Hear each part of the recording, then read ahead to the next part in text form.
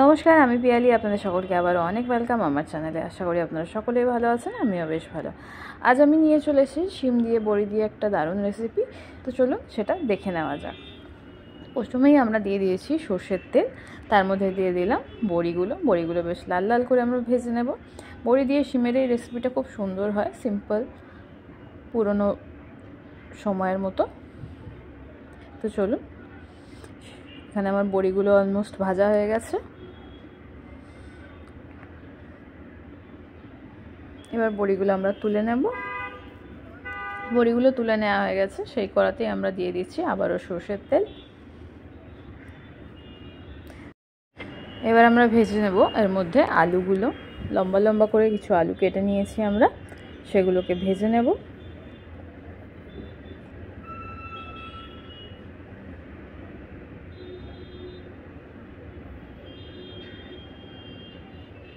আলুগুলো ভালো করে নেড়ে চেড়ে আমরা লাল লাল করে ভেজে নেব এখানে।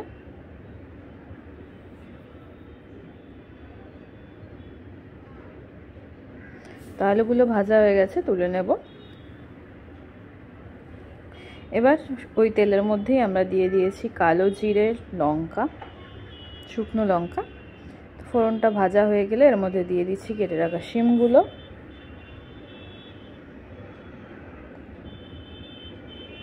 কিছু শিমের আমি এখানে বীজ বার করে নিয়েছি।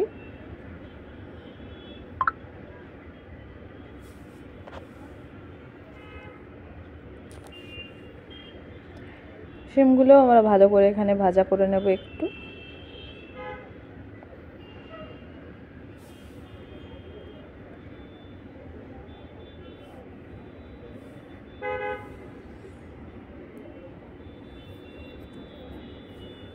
শিমের কাঁচা স্মেলটা যাতে চলে যায় তার জন্য একটুখানি ভালো করে আমরা এটাকে ভেজে নেব।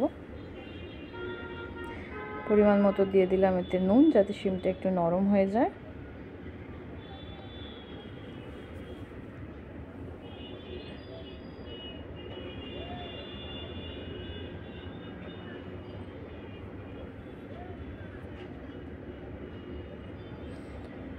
এর মধ্যে দিয়ে দেবো আমি একটা বড় সাইজের টমেটো, যেটা আমি কেটে রেখেছি।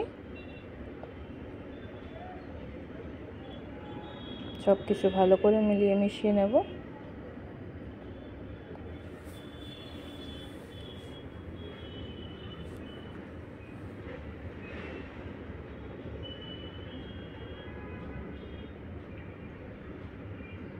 দেখুন শিমগুলো অনেক নরম হয়ে ছোট হয়ে গেছে। এবার আমি এর মধ্যে দিয়ে দিচ্ছি আদা বাটা। 2 চামচ আদা বাটা দিয়েছি এর মধ্যে। তার উপর দিয়ে দেব হলুদ গুঁড়ো, পরিমাণ মতো দিয়ে দেব লঙ্কার গুঁড়ো। যেরকম ঝাল আপনারা খেতে চান সেই হিসাবে দেবেন। শিমেতে খুব বেশি ঝাল টানে না, তো সেই হিসাবে দেবেন। এরপর দিয়ে দিচ্ছি জিরে গুঁড়ো,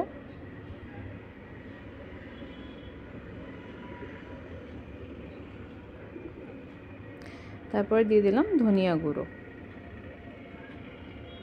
সব কিছু ভালো করে আমরা মিক্স করে নেব। মানে শিমের সঙ্গে ব্যাপারটাকে কষিয়ে নেব একটু। যদি আপনাদের খুব শুকনো শুকনো মনে হয় একটু জল দিতে পারেন, যেখানে মোটামুটি ঠিক ছিল বলে আমি আর জলটা দিইনি।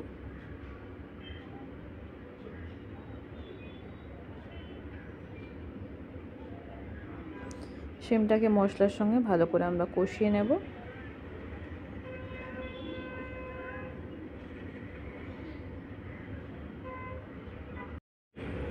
দিয়ে দিচ্ছি পরিমাণ মতো চিনি, জিনিসটাকে ব্যালেন্স করার জন্য।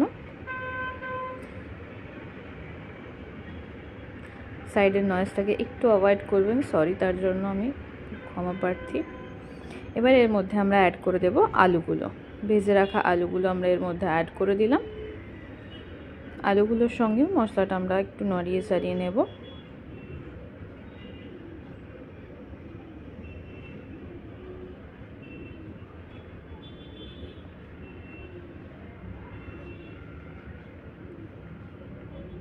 কিছুক্ষণ আলুর সঙ্গে আমরা এটাকে কষিয়ে নিয়েছি। এরপর দিয়ে দিলাম পরিমাণ মতো জল। আমি এখানে 1 কাপ জল আপাতত ইউজ করেছি। যেহেতু দেখে মনে হচ্ছে আর একটু জলের প্রয়োজন, তো আমি এখানে আর 1 কাপ জল এখানে ব্যবহার করলাম। সবটা সেদ্ধ হবে।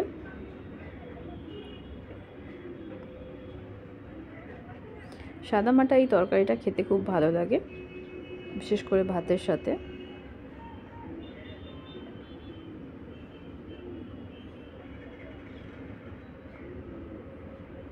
তো এখানটা মাঝখানটা আমি একটু খালি করে নিচ্ছি বড়িগুলো দিয়ে রাখার জন্য, যাতে বড়িগুলো একটু নরম হয়ে যায়।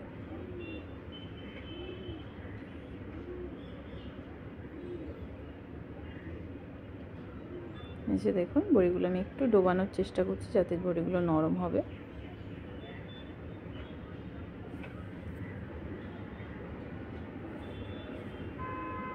এবার এটাকে ঢাকন দিয়ে আমি মোটামুটি 5 থেকে 7 মিনিট এটাকে কুক করে নেব।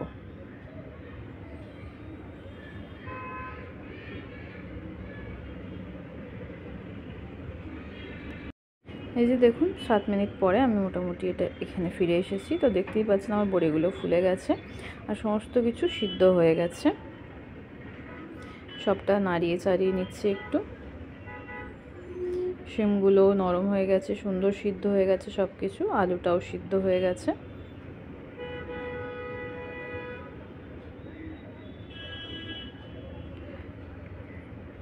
তো এইভাবে আপনারাও বাড়িতে অবশ্যই ট্রাই করবেন, আর অবশ্যই আমায় কমেন্ট করে জানাবেন কেমন লাগলো। ভালো লাগলে একটা লাইক করবেন, আর অবশ্যই আমার চ্যানেলের সাথে থাকবেন। এতক্ষণ আমার সাথে থাকার জন্য অনেক অনেক ধন্যবাদ। আশা করি আপনাদের সকলের ভালো লেগেছে। Thank you.